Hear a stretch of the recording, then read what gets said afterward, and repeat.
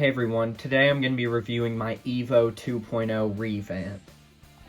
He stands just at 9 inches tall, and up next to one of the other heroes real quick, here's Surge.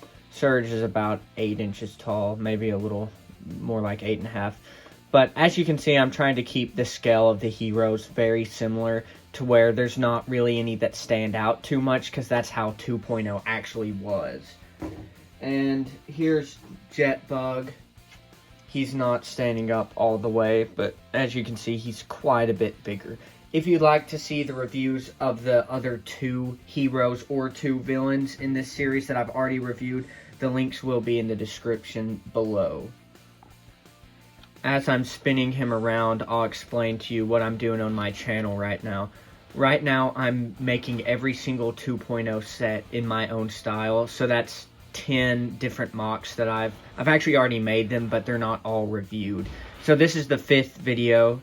I've already done Surge, Breeze, Nitro Blast, and Jetbug, and so this is the 5th video, so we're halfway through, and I am going to do build videos for all of the heroes, if you're interested. I already have Surge's done, but it won't be posted until after the reviews are posted. So if you're interested, like and subscribe, and check out the previous videos in this series. If you're pretty much a lifetime subscriber to this channel, you'll notice that I have been going more simple on the limbs, like the legs and the arm designs have been a lot more simple, but I've kept the body design just as complex as usual. The reason why I'm going a little bit less complex on the limb designs is recently I've realized you don't have to just make every single joint completely out of Technics. Also, this makes the part count much smaller, and the legs can be more closed up and give them more of, what's the right word for this? But it kind of keeps them to scale, because if I had made his legs fully out of Technic, you know, they might be a lot bigger. And so then almost every MOC is that super ripped style, which I've kind of just reserved for the villains, because all of their joints are a lot more complex than the heroes. But as you can see, I'll start pointing out some details like these little shin guards. Those came from Meltdown. I've actually stacked 2 of them, one on top of each other, as you can see. And then I used actually Evo's helmet from 2.0 to round off the calves. And then this is a pretty cool design right here. So as you can see, there's a ball joint right there. If you've worked with Hero Factories, you'll know that you can't put a Technic piece over this unless it has a hole there. Otherwise, this would push it out. But with these slope pieces, there's already a hole there, so you can put it over that ball joint.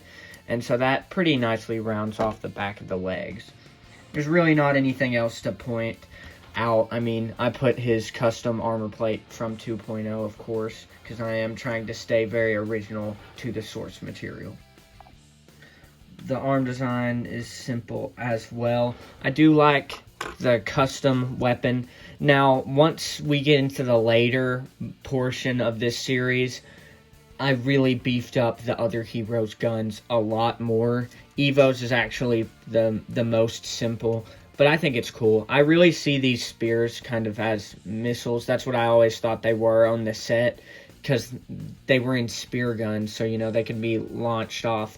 And it always upset me that he only had 2, because if he's going into a battle, he's definitely going to need more than 2. So that's why I included this gun right here, that double barrel that would shoot probably like a laser. And then these are more like missiles that he reserves for bigger opponents to really deal some damage. Then I used Meltdown spikes to kind of round off the shape on the corners, and that looks pretty good.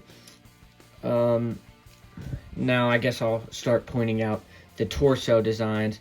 These are Lego piston pieces in yellow. I got those from the Lego movie mech, Emmett's big yellow construction mech. I think I have like 6 of those, and they're super useful because they do have a lot of space inside them, so you can put either bars, long bars down those, and also you can connect them because they have a bar connection, which is more useful than like a plus sign connection, because you can, of course, angle them. And the back is very covered up with big yellow Technic panels, as you can see. Those vents down there look really good. They cover up some of the Technic structure in there. And then I use some yellow macaroni pieces to round out the design. As I already said, I will be building the heroes. If you're wanting to get a closer look inside, you'll get that opportunity with the build videos.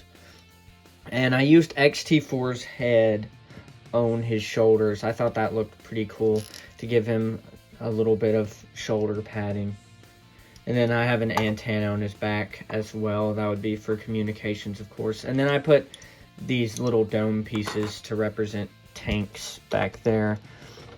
The only problem with this design is that you can pull those out of place, but it's not egregious. It doesn't happen that much. I mean, if you're really messing with them, then yeah, you'll knock those away, but it's not too bad.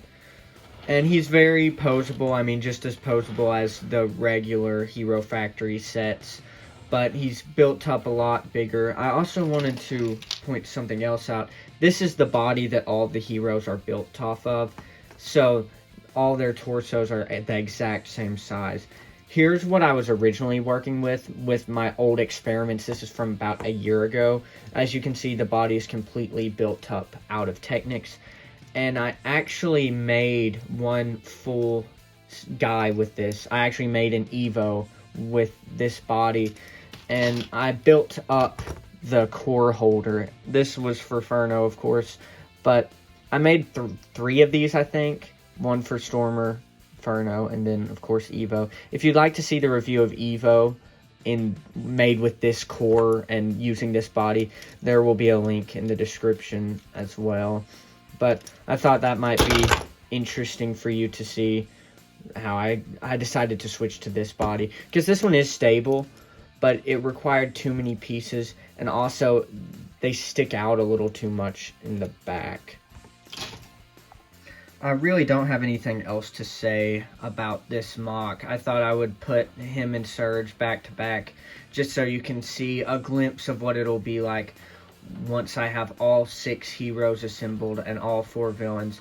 I'm not even sure if they're going to fit in this frame. I might have to make yet another studio backdrop. Right now I am going through a studio change, so that's why there's a little bit of, poor quality to the backdrop. But I'm really happy with how they're turning out so far. I actually like Surge probably better than Evo.